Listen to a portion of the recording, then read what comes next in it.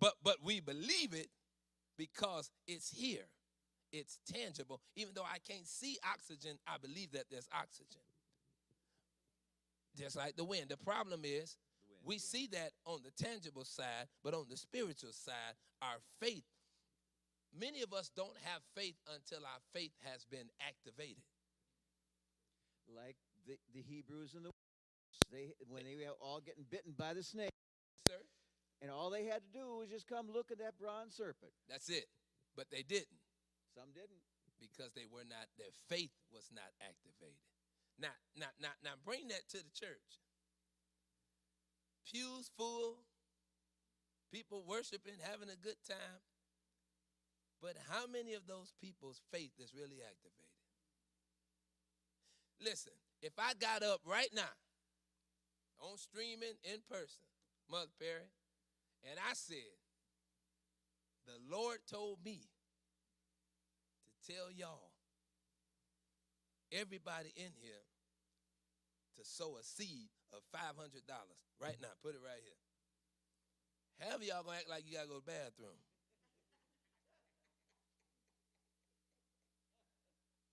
And you ain't coming back. He done lost his mind. I knew it was something.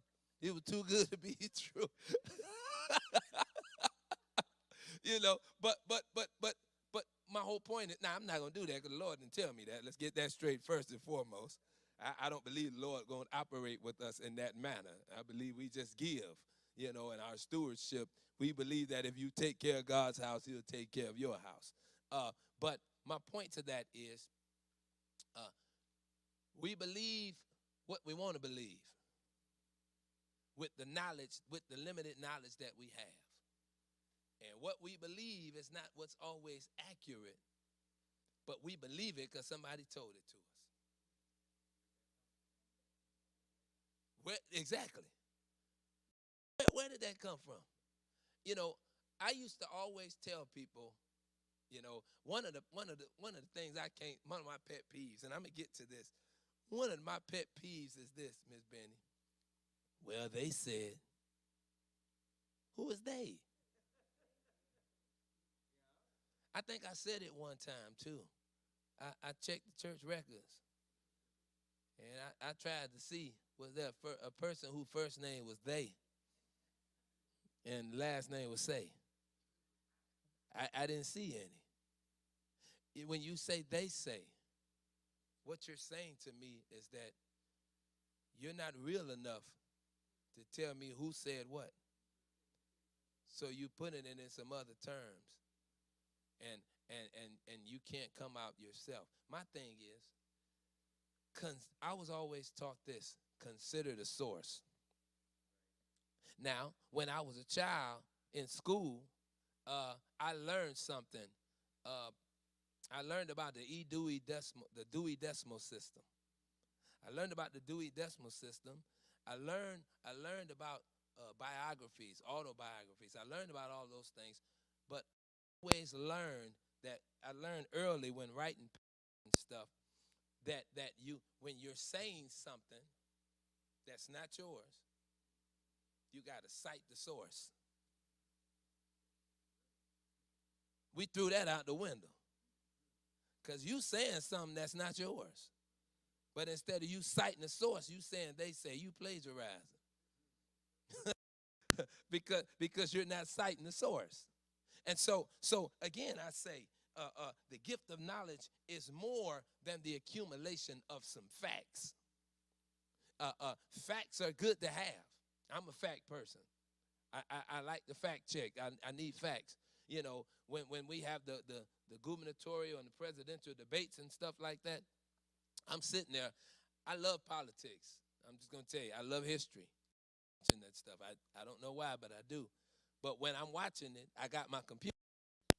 Because when they say a fact, I'm just like the people on the news. I'm fact checking to see if it's the truth or if it's a lie.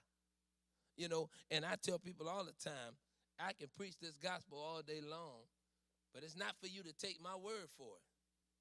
Because if I'm preaching all that time and I ain't saying nothing about this, then I'm like James Brown said, talking real loud.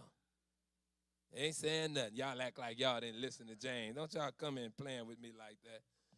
And so we've got to always cite our sources. We've got to always fact check and know where we are. That's where knowledge comes into play, because I got knowledge enough to know. I see your hand. Because I got knowledge enough to know that I got to check this out. You know, I can tell it to you all day long. I don't consider John a scholar. I consider John a theologian. I don't consider Deacon B a scholar. I consider him a theologian. I consider Virginia a theologian.